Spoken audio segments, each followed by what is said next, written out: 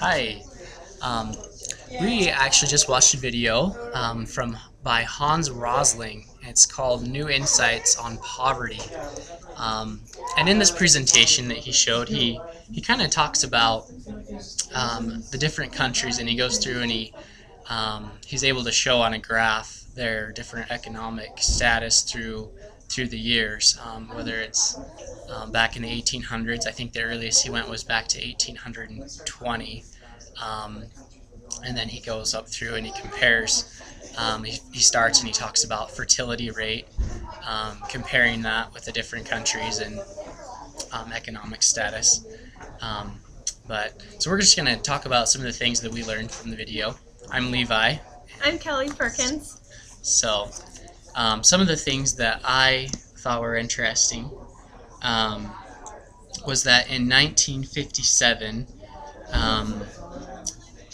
the U.S.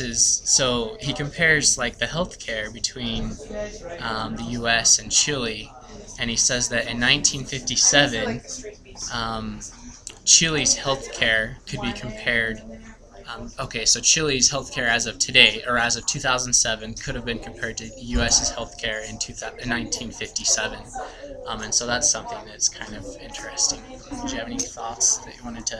Also, I thought it was interesting. He made a few comments on the progression of different countries, and he actually went out as far as, I think, 2030. So in the future of where countries can be, or where if they keep going at the rate they are, how they'll progress. And one thing I found interesting was he looked at Africa and saw that Africa 100 years ago has done the most progressing out of any of the other countries, while as other countries that you would think are more developed, like the United States or any of the big core nations, haven't done as much of the progress as other countries have. Yeah, one other thing that I thought was interesting is he kind of went through and he talked about the different amounts of money that people would make per day, and he compared how they would be living, and it looked like when he got up to about $10 to $50 a day, that's when people could actually afford a toilet in their home. And so that was kind of interesting to be able to see the different living standards based on how much they made. Even like just the small difference of $1 to $2, and then just every day, and then 2 to 5 was like a huge difference on whether you're laying on the floor, you have some type of form of bed or mattress, and just kind of the little progressions actually have big outcomes and actually provide things for their families. Definitely. That was interesting. It was.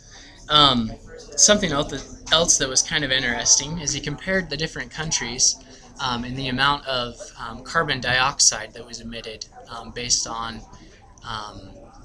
he kind of talked about like how their healthcare compared it with carbon dioxide emissions, and he said that as good health became more prevalent, as it was a higher statistic for the countries, that it came with the cost of having more CO2 in the air, which is kind of interesting. How that correlation would be, but maybe it could be the medical equipment used to treat healthcare. I don't know for sure, but so that was kind of interesting as well. One other thing is he did the dimensions of development, and so he basically had a bunch of different subsections of those. Some of them were human rights, environment, government, economic growth, education, health, and culture, and kind of realized that the means of how much we have right now, and then what we want to have. And what were some of them? So the goal, for example, like economic growth, countries might have a lot of means, but then their goal is little to none. And then, whereas human rights is people are really trying to push human rights and have equality in their nations, and provide the culture that they need. So I found it interesting, kind of where we are at, or where countries are at, and where they could be if they concentrate on those goals. Yeah, definitely.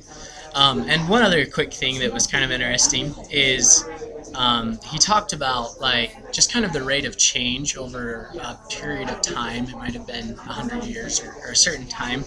And on the graph, he was able to show that Japan's rate of change, whether it was, I think it was actually talking about health care or health overall, and it had the greatest rate of change over all of the countries, which is kind of interesting.